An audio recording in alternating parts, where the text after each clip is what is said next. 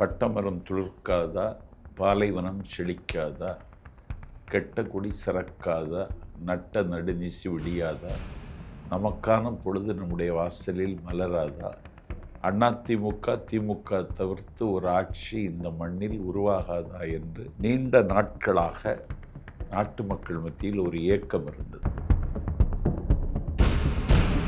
அறம் அதற்கு உயிர் இருக்குமானால், நீதி நிலைக்குமானால், நியாயம் வெல்லுமானால், தமிழ்நாட்டு அரசியலிருந்து அப்புறப்படுத்தப்பட வேண்டிய ஆபத்தான மனிதன் எடப்பாடி பழனிசாமி.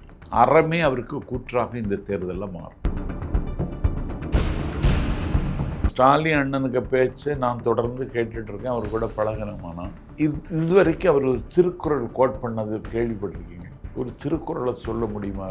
கலைஞருடைய மகன் என்பது அவருக்கு தகுதி குறைவு, அதனாலே அவருக்கு தகுதி குறைந்தது.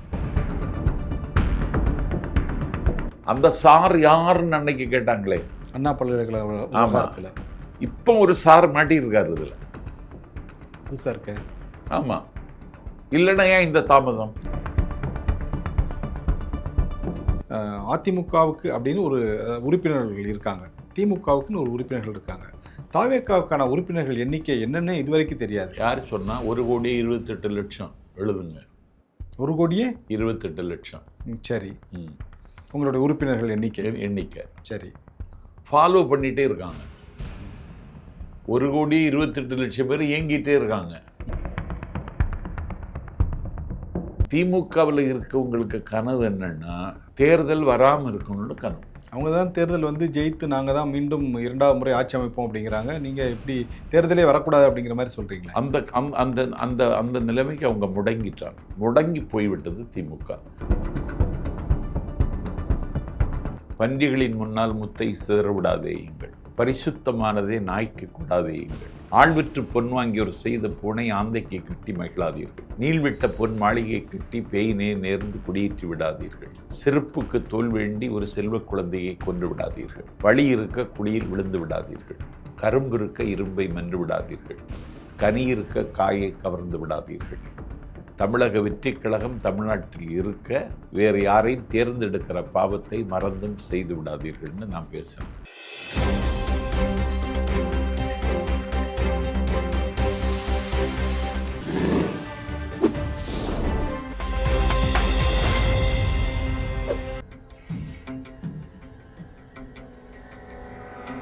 தமிழ் அலை நேயர்களுக்கு வணக்கம். இன்றைய சந்திப்பில் நம்மோடு இணைந்திருப்பவர் தாவேக்காவின் பரப்புரை செயலாளர் திரு நாஞ்சில் சம்பத் அவர்கள். அவர்களை வரவேற்பதில் மகிழ்ச்சி. வணக்கம் சார். நல்லா இருக்கீங்களா? நல்லா இருக்கு. தேர்தல் தேதி ஏப்ரல் 23 அறிவித்து விட்டார்கள். தேர்தலுக்கான பணிகள் சுறுசுறுப்பாக நடந்துட்டுருக்கு. ஆளுங்கட்சியாக இருக்கக்கூடிய திமுக வந்து 26 கட்சிகளை கூட்டணியில் அமைத்து கொண்டு களத்தில் நிற்கிறாங்க. அதே மாதிரி எதிர்கட்சியாக இருக்கக்கூடிய அதிமுக வந்து கிட்டத்தட்ட ஒரு 15 கட்சிகளோட களத்தில் நிற்கிறாங்க. ஆனால் மாற்றத்திற்கான தலைவர் தாவேக்காவுடைய விஜய் அப்படின்னு சொல்லக்கூடியவர் தனித்து களம் காண்றது கிட்டத்தட்ட கன்ஃபார்ம் ஆயிடுச்சு. தனிமை இனிமை தருமா இல்லை வெறுமை தருமா? இல்லை, தமிழ்நாட்டு மக்கள் ஒரு அரசியல் மாற்றம், ஒரு ஆட்சி மாற்றத்திற்கு ஒரு வாசல் திறக்காதா என்று காத்திருந்தார்கள். பட்டமரம் துளிர்க்காதா, பாலைவனம் செழிக்காதா, கெட்ட குடி சிறக்காதா, நட்ட நடுநிசி விடியாதா, நமக்கான பொழுது நம்முடைய வாசலில் மலராதா, அதிமுக திமுக தவிர்த்து ஒரு ஆட்சி இந்த மண்ணில் உருவாகாதா என்று நீண்ட நாட்களாக நாட்டு மக்கள் மத்தியில் ஒரு ஏக்கம் இருந்தது. ஒரு 63% தாண்டி வாக்குகள் பதிவாகும். அந்த 35% வாக்குகள் அதிமுகவுக்கும் திமுகவுக்கும் வாக்களிக்க விருப்பமில்லாதவர்கள் அந்த 35% பேர். அந்த 35% பேர் வாக்குச்சாவடிக்கு வர இருக்கிறார்கள். இன்றைக்கே என்னிடத்தில் ஒருவர், நான் தீபாவளிக்கும் பொங்கலுக்கும் தான் ஊருக்கு போவேன், இப்போ நாங்கள் 9 பேர் டிக்கெட் போட போகிறோம், ஏப்ரல் 23 ஓட்டு போடுவதற்காகன்னு சொல்கிறாங்க. ஒரு 20 லட்சம் பேர் இடம்பெயர்ந்து விடுவார்கள். இவங்கெல்லாம் தாவேக்கா ஓட்டு போட போகிறாங்க. நீங்கள் நம்பிக்கையாக சொல்கிறீங்க. ஆமாம், அப்படி ஒரு நிலைமை உருவாகுது. நான் பெரம்பூரில் என்னுடைய நண்பனுடைய அப்பாவுக்கு உடம்பு சரியில்லைன்னு அவரை பார்க்க போனேன். அப்போ நாங்கள் போனால் என்ன உங்களுக்கு அடையாளம் கண்டோடனே பக்கத்து வீட்டில் இருக்க எல்லாரும் வந்து என்கிட்ட கை குலுக்குனாங்க. 2 வீட்லேயும் சேர்த்து எவ்வளோ ஓட்டு இருக்குன்னு கேட்டேன். எவ்வளோ எப்படி ஓட்டு போகுதுன்னு கேட்டால் 19 ஓட்டு தவேகாவுக்கு உறுதி, 6 ஓட்டு திமுகவுக்கு உறுதி, 4 ஓட்டு ஏடிஎம்கேக்குன்னு நானே இன்றைக்கி ஒரு கருத்து கணிப்பு மாதிரி பார்த்துட்டு வரேன்.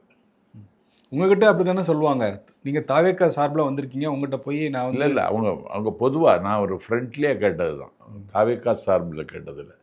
எல்லா இடமும் அப்படி தான் சொல்கிறாங்க அப்படின்னு ஒரு வேவ் ஃபார்ம் ஆயிடுச்சு. திமுகவுக்கு அலை வராது. அதான் சார், அரசியலே ஒரு அர்த்மேட்டிக்கில் ஃபார்ம் ஆகிருக்கிறது தான். அதாவது ஒன்று ஆளும் கட்சியாக இருக்கக்கூடிய கட்சியை வந்து மாற்ற வேண்டும் அப்படின்னு மக்கள் ஒரு தீவிரமாக ஒரு முடிவு எடுத்தால் மட்டும்தான் அந்த மாதிரி ஒரு பிரளயம் ஏற்படும்.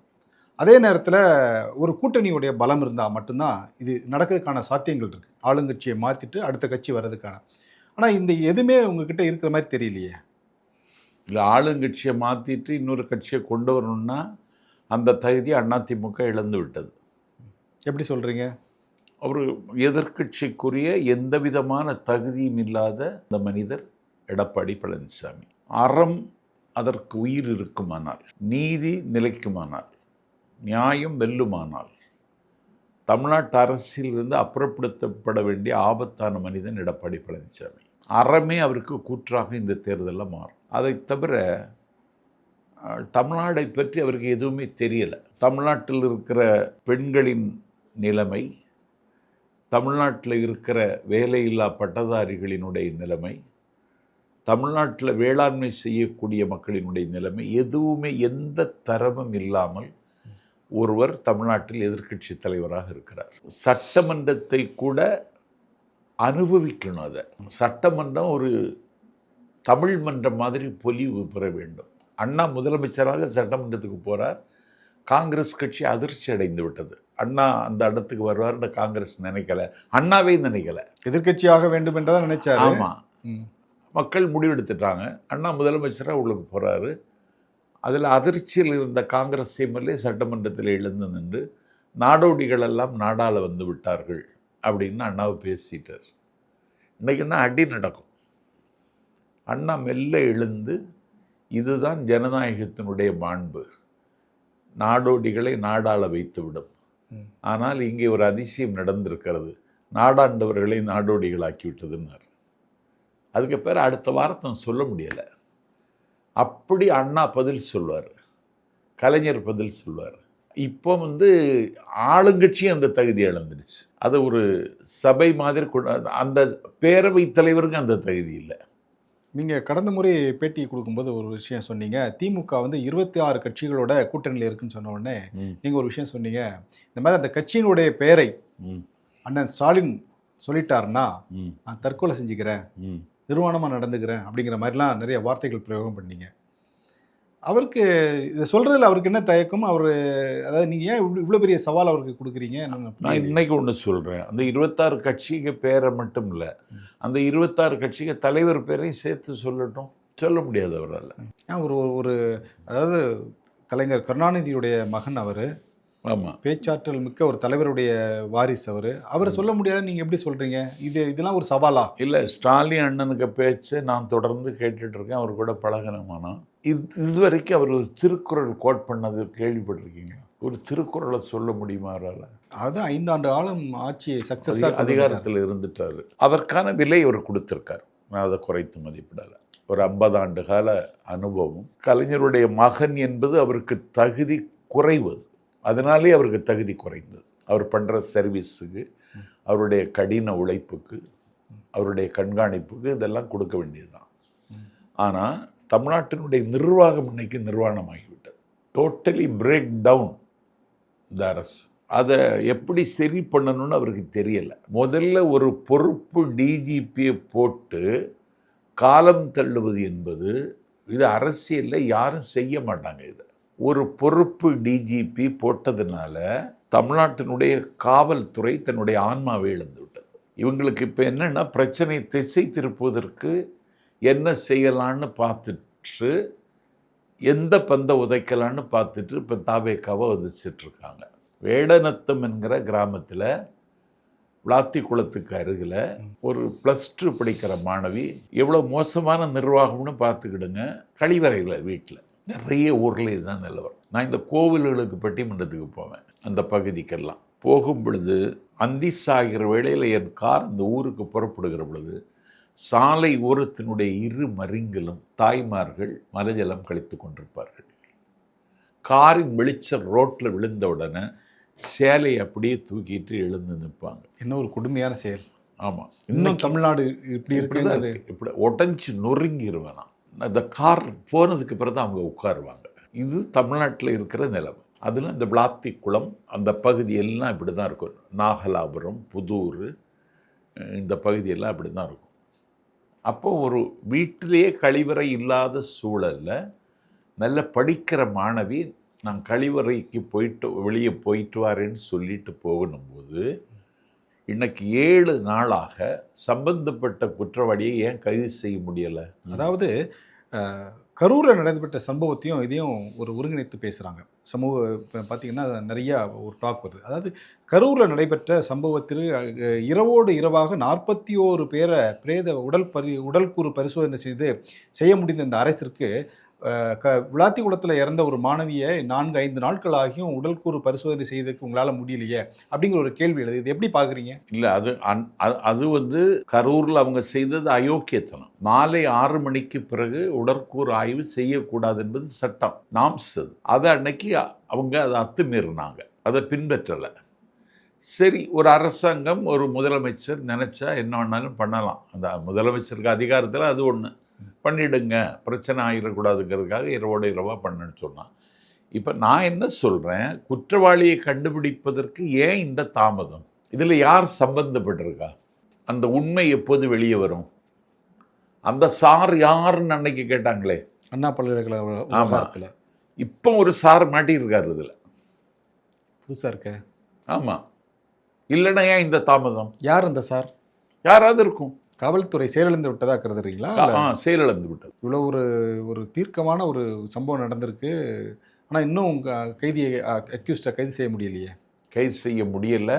நான் கேட்குறேன், ஏன் முதலமைச்சர் போகலைங்க? கரூருக்கு வந்துட்டியே, ஏன் விளாத்திக்குளத்துக்கு போகலை? வேடநத்தத்துக்கு முதலமைச்சர் போகலை. அப்போ இவங்களுக்கு அரசியல் தேர்தல் அரசியல் தான், வாக்கரசியல். தோழமை கட்சிகள் என்று சொல்லக்கூடிய இந்த 26 கட்சிகளும் போகலை. போன ஒரே கட்சி தவைக்க. ஒரு அரசு, முதலமைச்சர் போகலை, அவதார புருஷன் இருக்கானே உதயநிதி, அவரும் போகலை. அவர் என்ன அவதார புருஷன் சொல்லி கோட் பண்ணுறீங்களா? அது என்ன அவதார புருஷன்? இல்லை, அவர் தான் அடுத்து தமிழ்நாடுன்னு சொல்கிறாங்க, அவர் தான் திமுகங்கிறாங்க. அதுக்காக அவதாரம் எடுத்து வந்திருக்கு. அவர் தான் உலகம்ங்கிறாங்க. நீங்கள் கூட புகழ்ந்து பேசியிருக்கீங்களே. இல்லை, நான் பேசினேன். நான் அதை பேசலைன்னு நான் சொல்லலை. அது பாரியே என்று கூறினாலும் கொடுப்பார் இல்லைன்னு ஆலால சுந்தரர் ஒரு பாட்டில் பதிவு செய்கிறார். அந்த நிலைமை மிடுக்கிலாதனே விரல் வில் வீமனே என்னானும் அவனுக்கு மிடுக்கு வரல.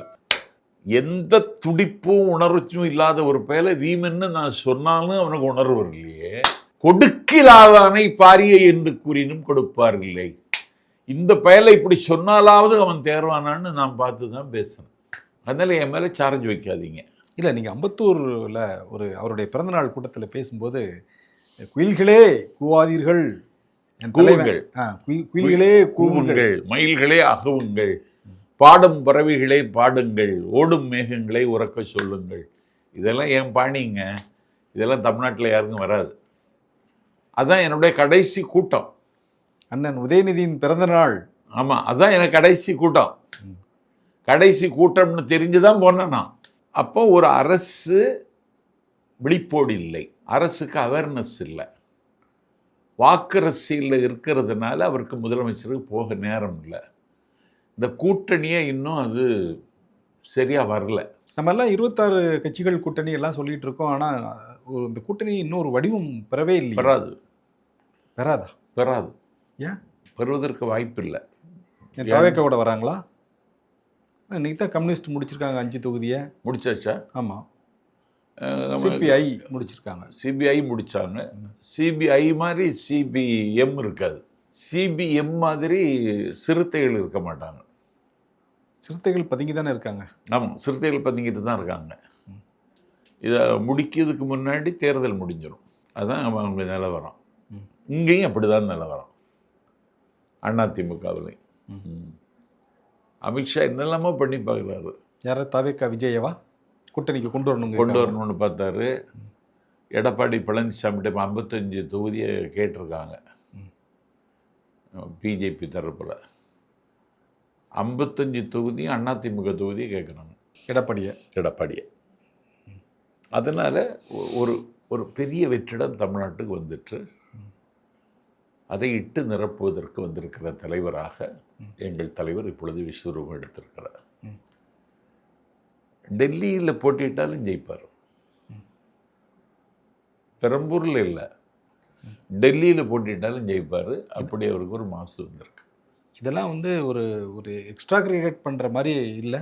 நேற்றுக்கு ஒருத்தன் போனாமல சிபிஐக்கு ஒரு ஆனந்தன். அங்கே என்ன நடந்துச்சு? யார்? 10 ரூபா பாலாஜி. எங்கள் தலைவர் போனதுக்கு இதுக்கு என்ன வித்தியாசம் பார்த்தீங்களா? நீ ரூலிங் பார்ட்டி சார்பில் போகிற நீ ஒரு மண்டல தலைவர். கோவை, கரூர், ஈரோடு, திருப்பூர் எல்லாம் உன் கஸ்டடியில். நீ போன பிறகு ஏதாவது மரியாதை இருந்துச்சா? இல்லை, அவர் சாட்சி சொல்லதுக்காக போயிருக்காரு. நீங்கள் அங்கே போய் அரசியல் பண்ணுறதுக்காக போயிருக்கீங்க இல்லையே? அப்படி தான் சொல்கிறாங்க. எங்களுக்கு என்ன அரசியல் இருக்குது? ஆமாம், கூட்டணி குறித்து பேசுறதுக்கு தான் டெல்லி போயிருக்காரு. சிபிஐ யார்கிட்டையும் பேசலையே அவர். சிபிஐ அப்படிங்கிறது வந்து ஒரு நாம்கே வாஸ் அப்படிங்கிறாங்க. இல்லை சிபிஐ ஏன்னா தேர்தல் வந்த பிறகு இனிமேல் போக முடியாது, லெட்டர் போட்டாச்சு, இனிமேல் வர முடியாதுன்னு. அங்கே போனார். அவர் சிபிஐ அலுவலகத்துக்கு உள்ளேயே ஏறிட்டார். அங்கேயும் ஒரு ரேம்ப் வாக் மாதிரி காரில் போயிட்டு ஏறிட்டார். சிபிஐ அதிகாரிகளே வியந்து பார்க்குறேன், இவனுக்கு யார் இந்த அனுமதி கொடுத்ததுன்னு. ரேம்ப் வாக்கு போகிறதில்ல, அவருக்கு காரில் அவர் ஏறுறதுக்கு ஆற்று அனுமதி வாங்கணும். அவர் போயிட்டு வந்துட்டார். இப்போ திமுக திரிசங்கு சொர்க்கத்தில் இருக்கு. என்னுடைய கணக்குப்படி திமுக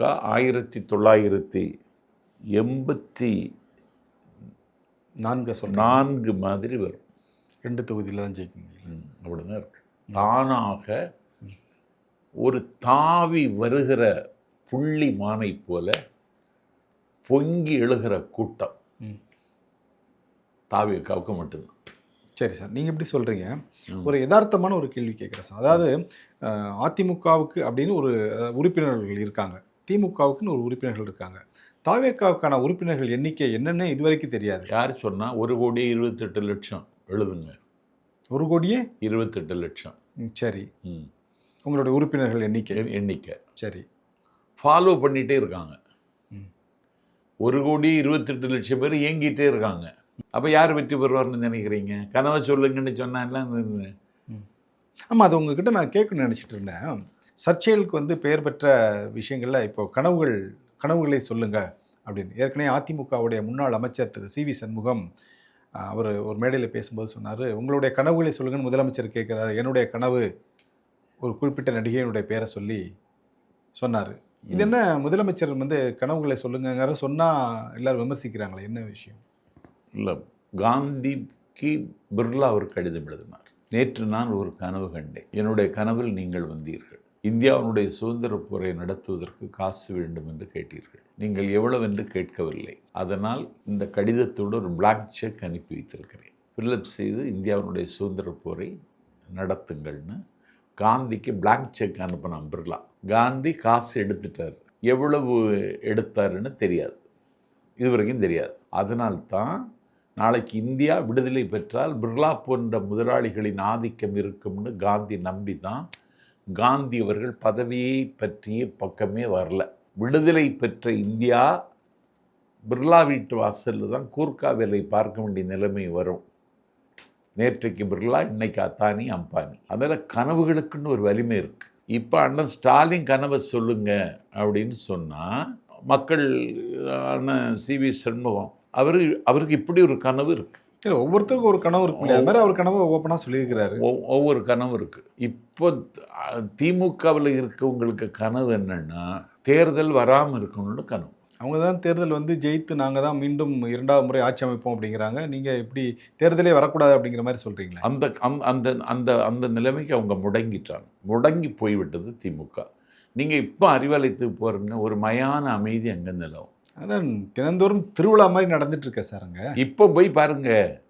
இப்போ வரும்போது அப்படி தான் வந்தேன். மயான அமைதி தான். நேற்றைக்கு நான் இரவு வந்தேன், விடுதலை சிறுத்தைகள் அலுவலகத்தில் அவ்வளோ பெரிய கூட்டம். ராத்திரி 11:30 மணிக்கு. அவங்க சீட்டுக்கு மல்லு கட்டிட்டு நிற்கிறாங்களே திமுக. அதுதான் சொன்னேன். அவங்களுக்கு ஒரு போராட்ட உணர்ச்சியாவது இருக்குது, இவங்களுக்கு அந்த உணர்ச்சியும் இல்லை. இந்த கனவு பற்றி நீங்கள் பேசுனீங்க. அதாவது முதலமைச்சர் வந்து கனவு சொல்லுங்கன்னு. நீங்கள் கனவு கண்டீங்கன்னா என்ன மாதிரி கனவு கண்டுப்பீங்க? உங்கள் கனவை என்ன முதலமைச்சர்கிட்ட சொல்லுவீங்க? உங்களுடைய கனவு எதுவும் இல்லை, எனக்கு ஒரு கனவு இருக்குது. 24 மணி நேரம் தொடர்ந்து சொற்பொழிவாற்ற வேண்டும் என்று. சரி, அது உங்களுடைய ஒரு தனி இது. அரசியல் பற்றி அரசியல் பற்றி கனவு காண வேண்டும்னு சொன்னால் ஒரு ஆசாபாசங்கள் இல்லாத ஒரு அரசியல் தமிழ்நாட்டில் நடைமுறைக்கு வரணும். அதுக்கு தான் இவர் ஒரு வெப்பனாக இருப்பார்னு நான் நினைக்கிறேன். விஜய ஒரு இலக்கியமாக இருந்தாலும் சரி, அரசியலாக இருந்தாலும் சரி, எல்லா பழைய வரலாற்று விஷயங்களாக இருந்தாலும் சரி, அதுகளை வந்து அந்தந்த நேரத்திற்கு எடுத்து உரைக்கக்கூடிய ஒரு ஆற்றல் மிக்கவர் நாஞ்சில் சம்பத் அவர்கள். அவரை போன்று இன்னும் நிறைய பேச்சாளர்கள் இல்லை. ஏன்னா தேர்தலுக்கு இல்லை தான் அது உருவாக்க வேண்டிய வேலை இருக்குது. தேர்தல் காலத்தில் இப்போ அதை தாண்டி ஒரு பிரச்சாரம் இருக்குல்ல சோஷியல் மீடியாவில். நான் இப்போ எப்படின்னா தேர்தலுக்குன்னு ஒரு கிட்டத்தட்ட ஒரு 35 டேஸ் தான். இல்லை, நான் நேற்றுக்கு பேசும் பொழுது பன்றிகளின் முன்னால் முத்தை சிதற விடாதேயுங்கள், பரிசுத்தமானதே நாய்க்கு கொடாதேயுங்கள், ஆழ்விற்று பொன் வாங்கியோர் செய்த பூனை ஆந்தைக்கு கட்டி மகிழாதீர்கள், நீள்விட்ட பொன் மாளிகை கட்டி பேயினே நேர்ந்து குடியேற்றி விடாதீர்கள், செருப்புக்கு தோல் வேண்டி ஒரு செல்வ குழந்தையை கொன்று விடாதீர்கள், வழி இருக்க குழியில் விழுந்து விடாதீர்கள், கரும்பு இருக்க இரும்பை மென்று விடாதீர்கள், கனி இருக்க காயை கவர்ந்து விடாதீர்கள், தமிழக வெற்றிக் கழகம் தமிழ்நாட்டில் இருக்க வேறு யாரையும் தேர்ந்தெடுக்கிற பாவத்தை மறந்தும் செய்து விடாதீர்கள்னு நான் பேசினேன். இது இன்னைக்கு என்னாச்சுன்னா 2 லட்சம் பேருக்கு அந்த தொகுதியில் இருக்கவங்களுக்கே போயிடுச்சு. இந்த மாதிரி பேசுறதுக்கு தான் ஆள் இல்லைன்னு நான் சொல்கிறேன். இல்லை, ஏன்னா உங்கள் தாவேக்காவுடைய தலைவர் திரு விஜய்க்கு சொல்லக்கூடிய எதிர்க்கட்சிகளும் மற்றவர்களும் விமர்சனம் செய்யக்கூடிய விஷயம் என்னென்னா 10 நிமிடம் எழுதி வைத்து பேசிவிட்டு சென்று விடுகிறார். ஆமாம், அவருக்கு இன்னும் அரசியல் அந்த அளவுக்கு பெரிய அளவுக்கு பேச போக வந்துடும். நீங்கள் ஒவ்வொரு கூட்டத்தையாக பார்த்துட்டே வாங்க. விக்கிரவாண்டியிலிருந்து இதுவரை ஒவ்வொரு கூட்டத்திலையும் அவர் கொஞ்சம் கொஞ்சமாக வளர்ந்துட்டே வர்றாருங்கிறது தெரிஞ்சிடும். இந்த 35 நாளில் அதெல்லாம் நடந்துருமா? நடந்துடும். தாவேக்கா வெற்றி வாய்ப்பை பெறதுக்கு வாய்ப்பு இருக்கா? 1,28,00,000 பேர் அது போதாது. எல்லா கட்சிகளும் அப்படி தான் சொல்கிறாங்க. எங்ககிட்ட 3 லட்சம் பேர், 3 கோடி பேர் இருக்காங்க, 2 கோடி பேர் இருக்காங்க, 1.5 கோடி பேர் இருக்காங்கன்னு. ஆமாம், இப்போ ராமதாஸே சொன்னார் 2 கோடி பேர் இருக்காங்கன்னு. அந்த மாதிரி ஒரு கணக்கு நீங்களும் சொல்கிறீங்களா? அப்படி இல்லை, நாங்கள் ஆன்லைனில் பதிவு பண்ணி வச்சுருக்கோம். அதை இது திமுகவிலையும் இல்லை, வேறு கட்சியில் கிடையாது, எங்கள் கட்சியில் மட்டும்தான் அது இருக்குது. நீங்கள் எங்கள் வார் ரூம் நீங்கள் வந்து பார்த்தீங்கன்னா தெரியும். 234 தொகுதியில் எந்த சமூகம், எத்தனை வாக்கு, எத்தனை அதில் இளைஞர்கள், எல்லா லிஸ்ட்டையும் நாங்கள் வச்சுருக்கோம். அதை எடுத்துக்கிட்டு நாங்கள் தேர்தல் வேலை பார்க்க போயிடுவோம். ஓகே, நன்றி, வணக்கம். நன்றி.